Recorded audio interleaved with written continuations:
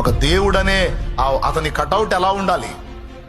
అతని వ్యక్తిత్వ సౌందర్యం, అతని ప్రేమ, ఆప్యాయత, అనురాగం, మంచితనం, పరిశుద్ధత, నీతి ప్రవర్తన, న్యాయవర్తన, యథార్థత, ఏ కోణంలోనన్నా చూడు పర్ఫెక్ట్ గా సెట్ అయ్యేది యేసుక్రీస్తు ఒక్కడే.